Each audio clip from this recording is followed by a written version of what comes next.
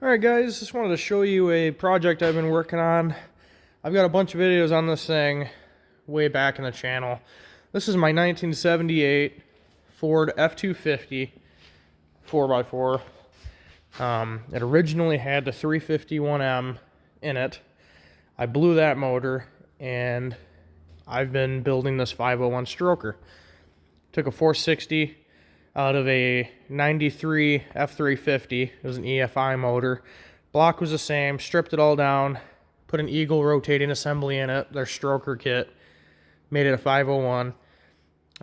Went ahead, put it in the truck here, and it is looking pretty dang good sitting in here. Definitely got to work on getting the rest of the headers taped up here, because there is a lot of wiring on these trucks that is really close to the firewall. And the only decent set of headers that I could find that were fender exits were these ones from L&L Products. Had a little bit of fitment issues. Steering shaft is pretty dang close. Had to massage the headers a little bit. No big deal. Passenger side's pretty decent. So yeah, definitely having a good time.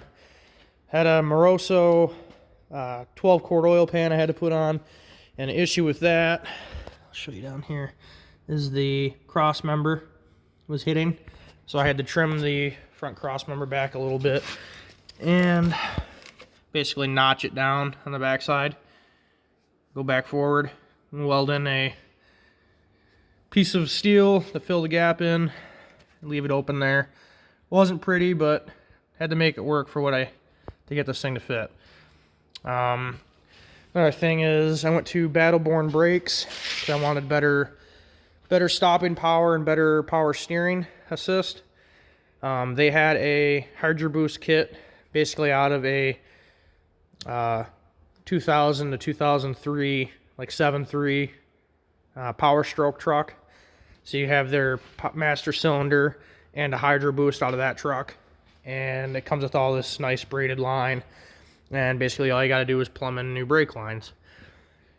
And the reason why I went with this kit is eventually I want to do a disc brake conversion in the rear and just upgrade the braking system on this truck. And I know this isn't pretty right here, but once I get the front clip put back on, I could run my steel lines on the side of the fender there so they're not just zip tied up here and look like crap. And I ran my brake lines towards the back of the cab and down to keep everything away from the headers as much as possible. My fuel lines are ran in the back. I'm trying to keep everything in the back of the motor as away from the heat as much as possible. And there's enough room back here where I had to coil the brake line. Just if there's cab flex and whatnot, the brake lines can move a little bit and not break. So that's pretty much it. That's where I'm at. Got a lot of work left to do. I got a bunch of wiring I got to fix. Since I am doing Holley Sniper EFI, a lot of stuff is getting taken off, but a lot of stuff is getting put back in. So as you see, I got the throttle body in. Got all your connectors you got to deal with. This is for the fuel pump I ran all the way in the back. Had to put I got a 38-gallon fuel tank from Jegs.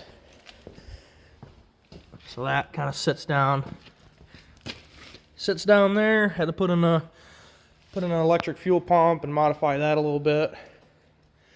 A whole box of parts, or boxes of parts in the cab. Got a bunch of stuff.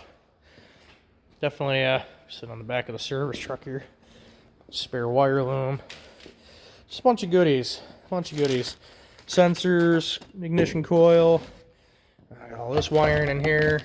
What I like about the EFI, it comes with your little monitor touchpad deal. Other harnesses. Instructions that you don't even need to look at. You don't need instructions. Yeah, just a good old time. Yeah, I figured I'd show you guys this update, and we'll get her done here and have some more videos on it shortly.